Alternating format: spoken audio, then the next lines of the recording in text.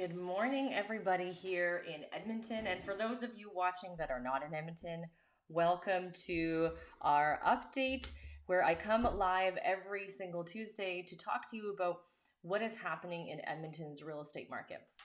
Now, I know that some of you in the comments like to be those people in the comments and try to give advice. But this channel here is not about giving advice. This is informational purposes. My advice is given to my clients who I have signed contract with, and I fully understand what they're looking for because we've had huge conversations and understand all the things. This is all about information. So today I'm going to talk to you first about what is happening in the market, how many listings there are, how many sales in the last 7 days in the surrounding areas, pending and sold.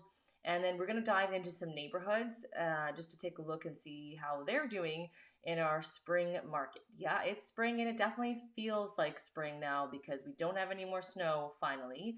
I saw that our neighbors to the south had a big dump of snow last night. And don't forget the house prices in Calgary are like $200,000 more. I just saw a post where a townhouse with condo fees in Calgary sold for $120,000 over list. Keep in mind, this already started at $550,000 and yes, $549,000. And I asked the realtor, was that actually underpriced? Like, did they underprice it by a ton of money to get that sale? And she said to me that it probably was underpriced by $20,000, not underpriced by $100,000. So it still sold $80,000 over a market value. And that's with condo fees. And in Edmonton, our average single family home price is $502,000, and that was a townhouse for $550,000. So no wonder so many people are coming here compared to Calgary.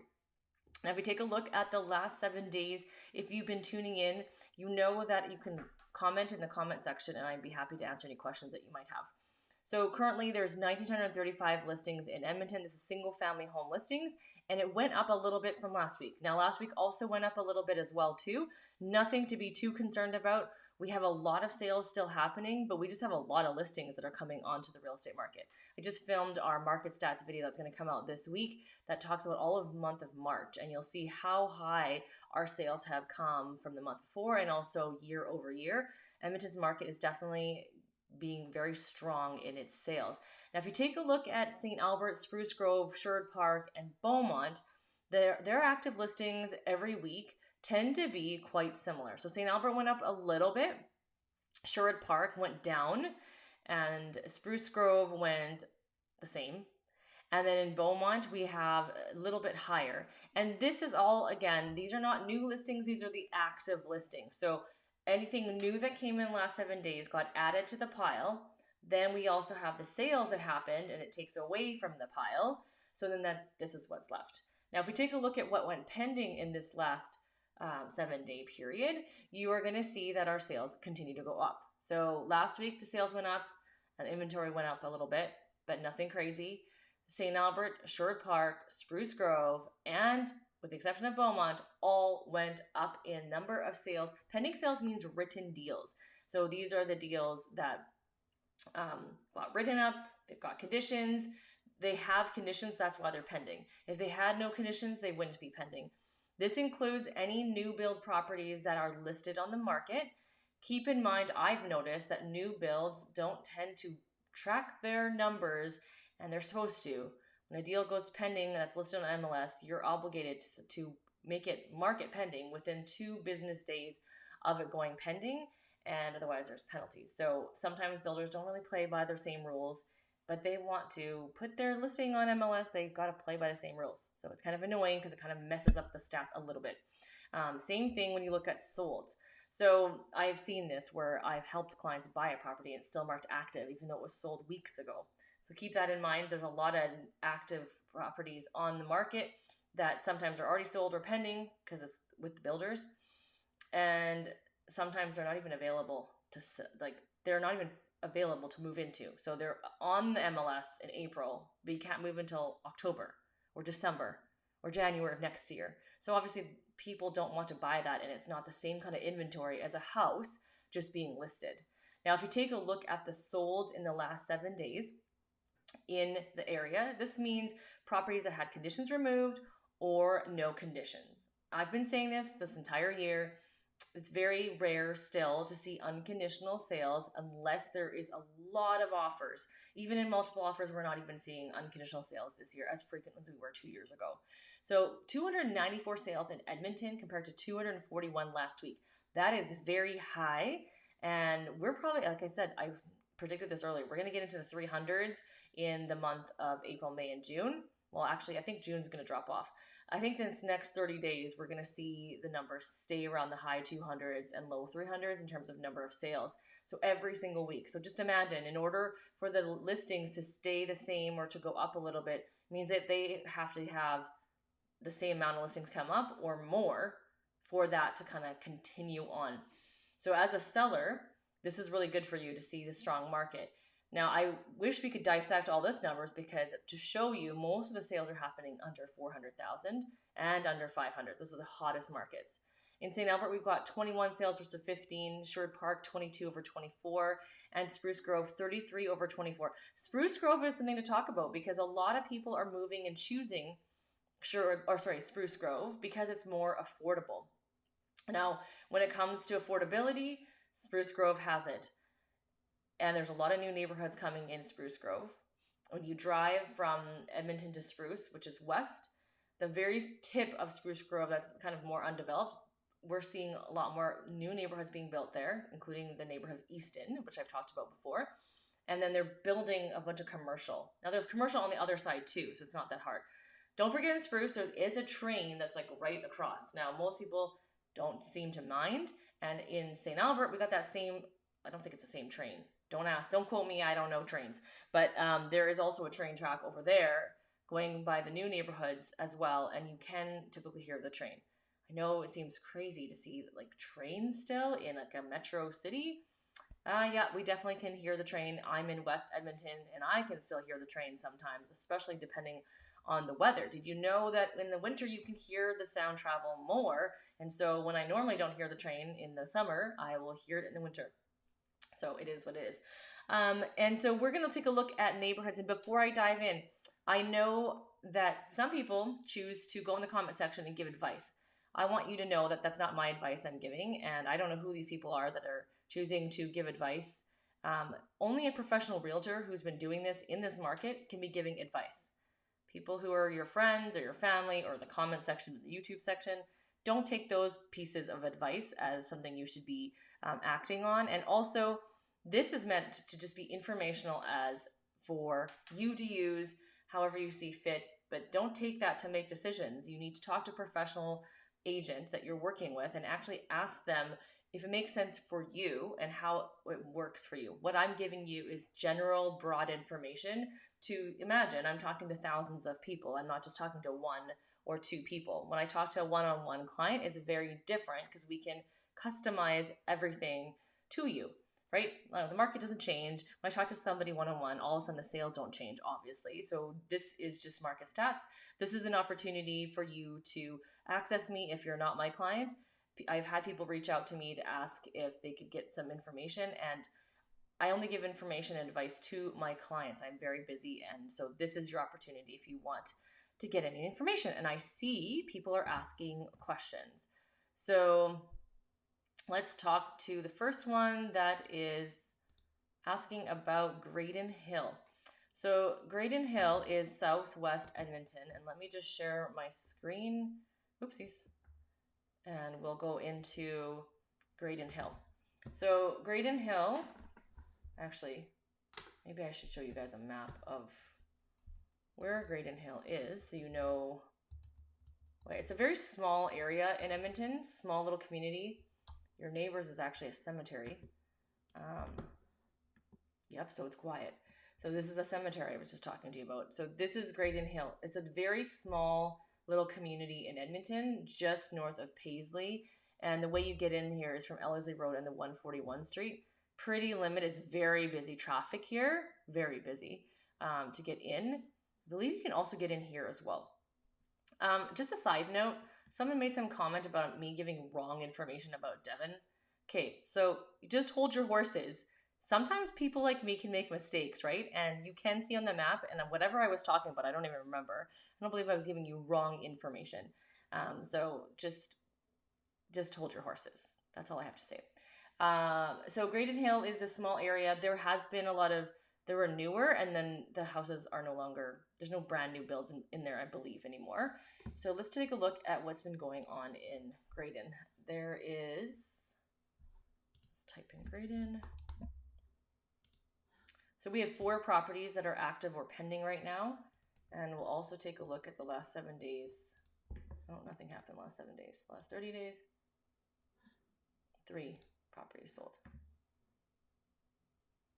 So we have, let's just organize this. We have from 569 to 788. Well, that's really high from the last time that I was looking at properties. That was a while ago. Let's see what year these are built in. 2018, yeah.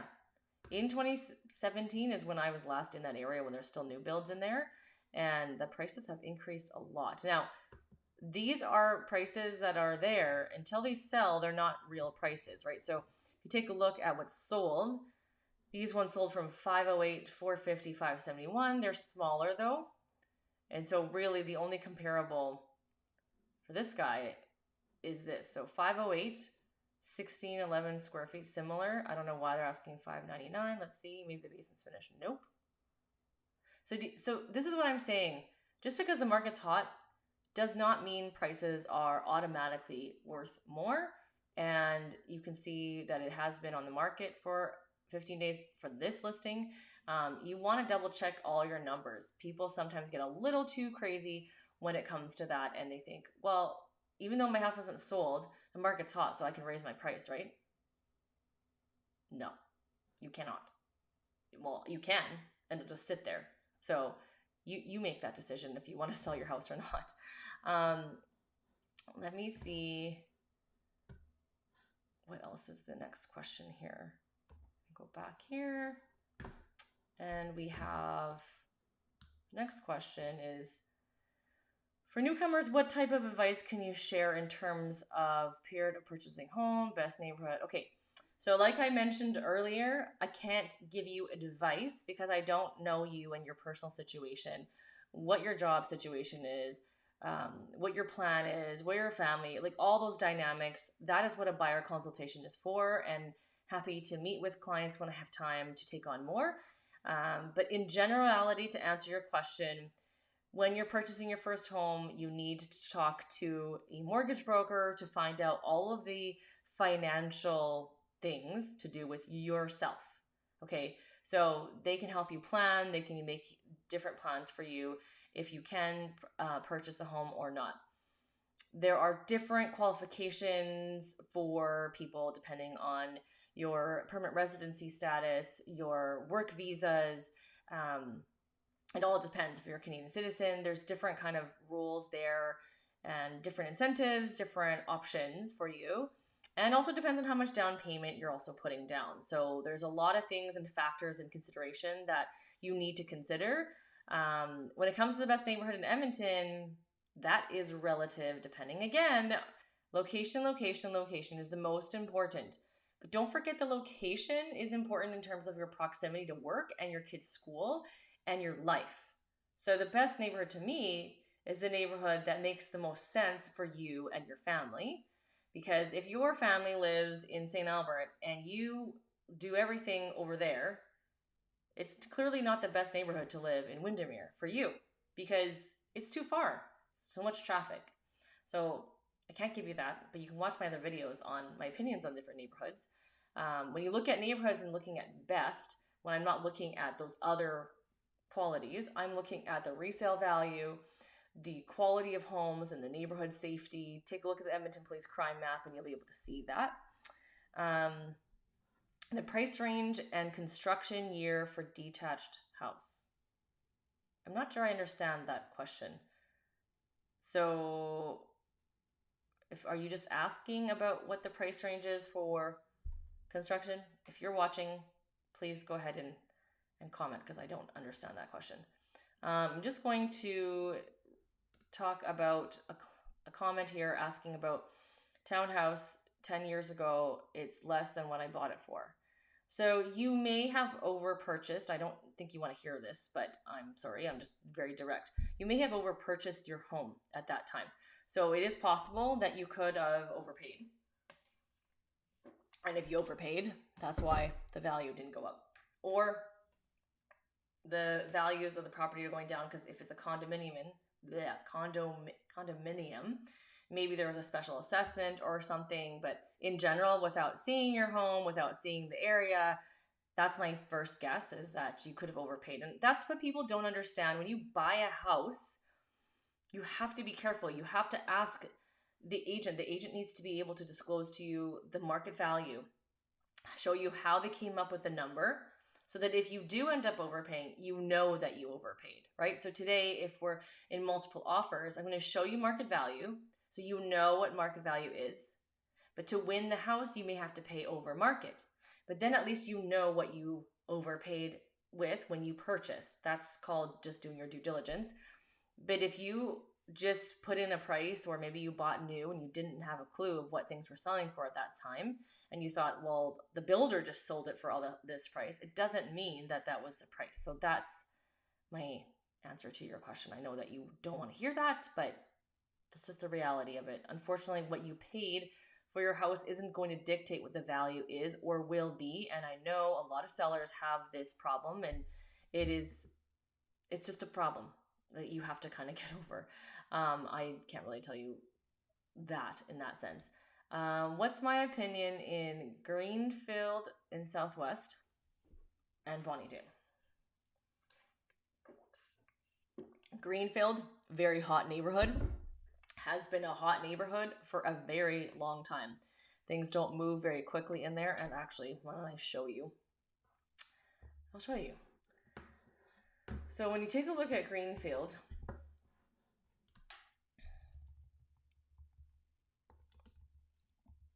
Ben, maybe you should turn up your sound. I don't know why it's low. So if you take a look at Greenfield, there is 15 properties active pending sold in the last 30 days. And let's take a look here. So average days on market 24. That's actually kind of high. Usually it's quite fast. And it doesn't matter if the market's hot or not. This area always stays pretty strong as long as it's a good home. Now, this was a detached half duplex. So when I talk about this, I'm talking about single family detached, like the bungalows. And if we take a look at the properties here, you can see this was pending like right away. And then you can see this 500, 605. What was this listed at? This was listed here 588 and sold for 605. You do the math. Obviously, there was a multiple offer here. 622.7, 563 listed at 549.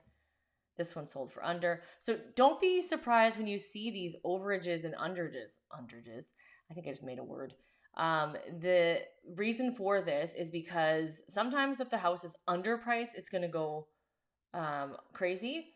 And sometimes genuinely it's just going to go up. But sometimes a house is priced too high. Remember, I just talked about that. The seller wants to try higher and it ends up selling lower. It didn't mean that it sold for less. It just means that the market always was there. So that's important to understand.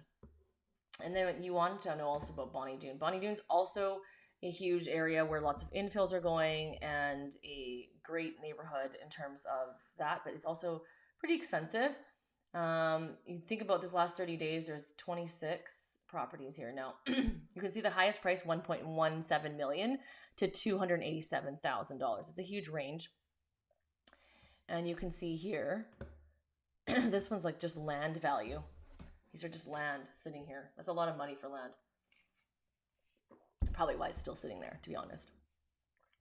So you can take a look at the sales. 287, $1.1 million for a 2,000 square foot house. Oh, that's a nice house. A nice lot. I actually think I showed this lot a long time ago. They must have built something on here. $1.1 million. This is what it gets you in Edmonton. Gorgeous, actually. You're so close to the walking paths and your green space. Like, look at that. Love it. Can I be friends with you, whoever bought this house? This is lovely. Love this house. Oh my gosh. Do you see this? It's a slide. What kid would not love the slide beside the stairs? What a gem. This is so cool.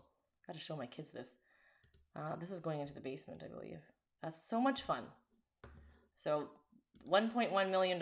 That's a pretty cool find for this person. And only 43 days on market for $1 million house. That's moving pretty darn fast. So in general, you asked about Bonnie Doon and Greenfield are good. Equity growth, always. Equity growth is very strong in those areas, especially compared to new build areas. The equity growth is slower. These areas are going a lot faster. All right, so next question. We got a lot of comments here, so I'm going to try to get through them. Where did my mouse go? Okay. What are the top schools in St. Albert from elementary to secondary school? I can't give you that advice, unfortunately. I don't live in St. Albert, and I don't know what the top schools are, and I also don't know what you consider top schools. I know a lot of people actually ask about schools here when they come to Edmonton, and they do use the website. Oh, what is that called? There is a website that I actually link to and talk about in my schools video, and that's based on academics. But there's more than academics to schools, and that's a whole nother conversation that's for offline. But there are schools in almost every neighborhood in St. Albert except for one neighborhood. So it's very accessible and very easy to get to. How does school zones work? You're going to have to check out the St. Albert schools. The school stuff is changing all the time, even in Edmonton. The boundaries keep changing, the lottery system, not lottery system. Even if it's lottery, doesn't mean you can't get in. So I would definitely take a look at that so you can figure that out and get answers for yourself there. What is the best range of home age to buy and the price range of it all? Okay, so the best range of home price to buy all depends on you in terms of what you're looking to do. It depends on if you have money saved up, if you're comfortable with an older home. Do you want to build long-term equity, faster, slower? Do you have money? Are you okay to do landscaping? Are you okay to change furnaces? Are you okay with the plumbing and the electrical and all the things? So this is a question that I can best give to clients when I'm talking to them. And if you're working with an agent, talk to your agent and find out from them. They'll be able to give you the best advice there. That's my advice. Talk to your agent. What do I think about Secord? Is it a good neighborhood for buying? You must be new to my channel. I have lots of videos on Secord and talk about Secord almost every week, and I used to live in Secord. So what do you think? I think of Secord. Let's take a look at Secord in the market. So let's go into Secord and see what's going on there in Secord this week. We are visiting there almost every week. So see how there's 73 now. Let's get rid of sold for a second. 48 properties for sale. I've been saying this 2 years ago. We had way less properties. It was hard to get into Secord, and now it's still available. But a lot of these are new builds. They've listed their homes on here. I know Sterling's one of them, and so they contribute to that number, whereas 2 years ago when we had that boom, there was no hardly any builder inventory. It was just resale, so it was like really hard to get in. So we'll take a look. Let's quickly take a look at sold because you guys can see what's for sale. You guys can access realtor.ca. There's 25 sales in the last 30 days, and we're gonna look at the range between $349 to $720, average price of $511. Does not surprise me. Average price is going to be a 2-story house, probably just under 2,000 square feet, roughly. If you take a look at the average here, you're seeing this is a bungalow. So just so you know, it's very rare to find a bungalow in Secord. So it's probably one of very few. But you can see this 2,000 square foot house was listed at $499.9 and sold for $510 in 2 days.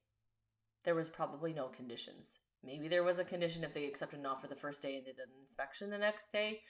That's my speculation. This guy here was 1,953 square feet, sold for 520. 1,800 square feet, sold for 527. This one's probably an older home because 2,300 square feet. It's like an anomaly in this file. And 2010. So the newer homes are selling for that. No, this one's 2006. And then if you look, this here, 1,600 square feet, is a laned house. We actually have a front attached garage home coming. Shameless plug, in a couple days. That is like a smaller square footage, but it's got a bonus room on the main, and it's a front attached garage right by the school. This one sold for $475, 1,700 square feet, and 12 days on market. Let's take a look at what this looks like. This is a new build.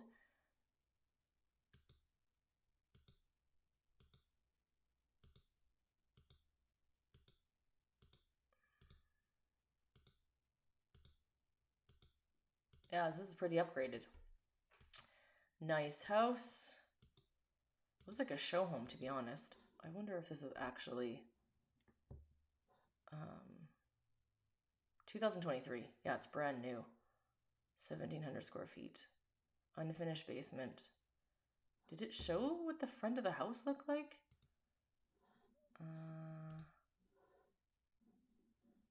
Let's go down. I think this is I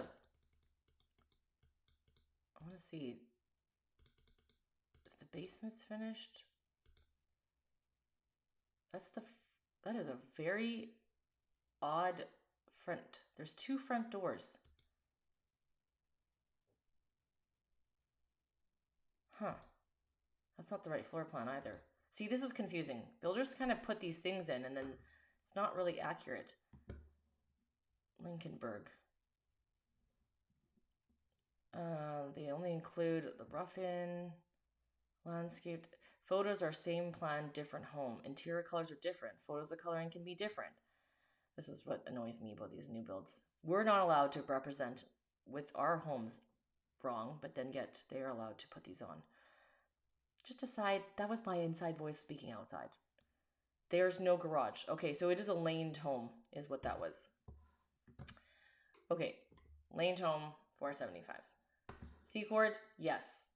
Let's move on to the next person because I know that there's some other people here. So, oh, you're right, Dongjin. I did forget to put last year's stats. Let's look at last year's stats. Thank you for the reminder.